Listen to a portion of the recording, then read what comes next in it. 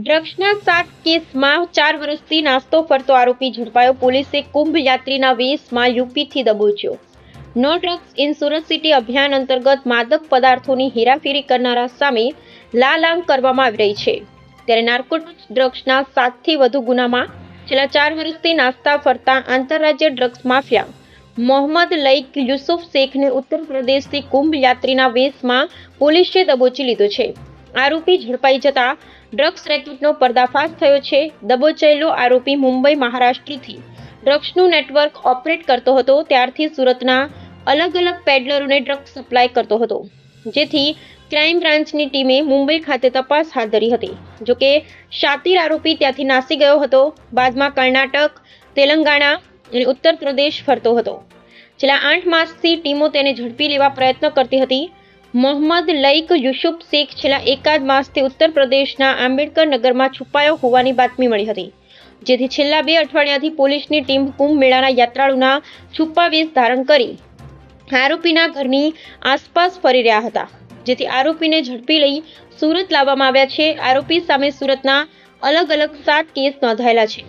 આરોપી શરૂઆતમાં મુંબઈથી ડ્રગ્સ સુરત લાવી ડિલિવરી કરતો હતો. ત્યારબાદ તેણે નેટવર્ક ઊભું કરી પેડલરો રાખ્યા હતા, જેના મારફતે તે માદક પદાર્થનું વેચાણ કરતો હતો. ગુજરાત, સુરત નહીં પરંતુ નાસ્તા ફરતા આરોપીએ ગુજરાત બહાર પણ પોતાનું નેટવર્ક ઊભું કર્યું હતું. Bureau report, Sunil Ganjewala, Surat. ગુજરાત સરકાર દ્વારા ડ્રગ્સ વિરોધી જે ઝુંબેશ ચાલુ કરવામાં આવી, જેમાં જેમ ટોપ ટુ બોટમ અને બોટમ ટુ ટોપ તમામ આરોપીઓ પકડવા તરફ લક્ષ્ય આપવા માટે અને no drugs in Surat city અન્વયે સુરત સિટીમાં ડ્રગ્સ માફિયાઓ વિરુદ્ધ જે અભિયાન છેડવામાં આવ્યું છે, એમાં એક સુરત ક્રાઇમ બ્રાન્ચને એક મોટી સફળતા મળી છે. સુરત ક્રાઇમ બ્રાન્ચની ટીમ દ્વારા યુપી આંબેડકર નગરથી મોહમ્મદ લઈક યુસુફ શેખ નાઓને પકડી પાડવામાં આવ્યો છે, જે સુરત સિટીના અલગ અલગ 7થી વધુ કેસોમાં એનું નામ ખુલી ચૂક્યું છે. સુરતનું મેઇન સપ્લાયર છે. 7થી વધુ કેસોમાં એ વોન્ટેડ તરીકે છેલ્લા 3 વર્ષથી એનું નામ ચાલતું હતું. સુરતની ટીમ દ્વારા આંબેડકર નગરમાંથી કાલે એક ઓપરેશન હાથ ધરી અને એની ધરપકડ કરવામાં આવી છે.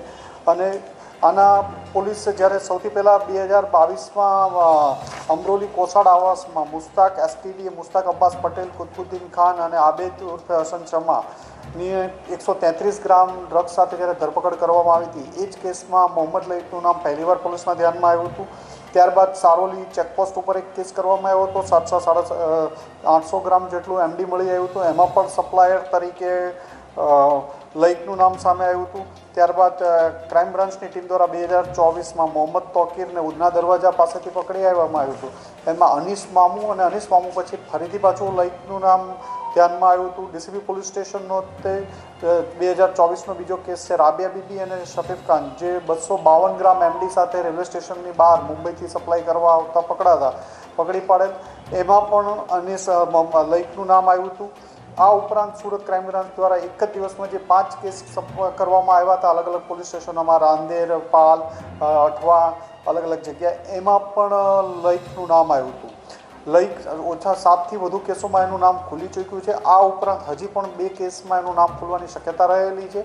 લઈક પોતાના અલગ અલગ માણસોને જે મુંબઈ અને એની આજુબાજુમાંથી એમડી ડ્રગ્સ લઈ અને અલગ અલગ લોકો પાસેથી મેળવી અને એ સુરતમાં અને ગુજરાતમાં સપ્લાય કરતો હતો અને દર વખતે નવા માણસ સપ્લાય માટે લાવતો હતો.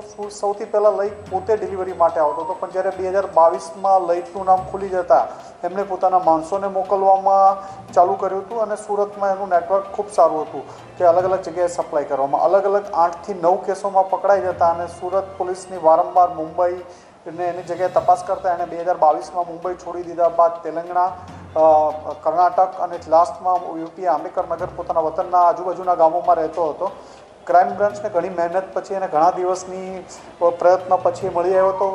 સુરત ક્રાઇમ બ્રાન્ચની ટીમ અયોધ્યા અને વગેરે ત્યાં યાત્રાળુને કુંભ મેળામાં દર્શનાર્થે પ્રવાસી બની અને ત્યાં રેકી કર્યા બાદ પાકી ખાતરી થતાં મોહમ્મદ લઈકને રસ્તા ઉપરથી, હાઈવે ઉપરથી ઉપાડવામાં આવ્યો હતો અને ખૂબ જ એક મોટી સફળતા છે. અને સુરતમાં ડ્રગ્સની સપ્લાય જે ચેઇન કાપવા માટે પણ એક મોટું સફળતા મળી એવું કહી શકાશે કે જે સુરતની ચેઇન સપ્લાય કટ થશે આને પકડાવાથી.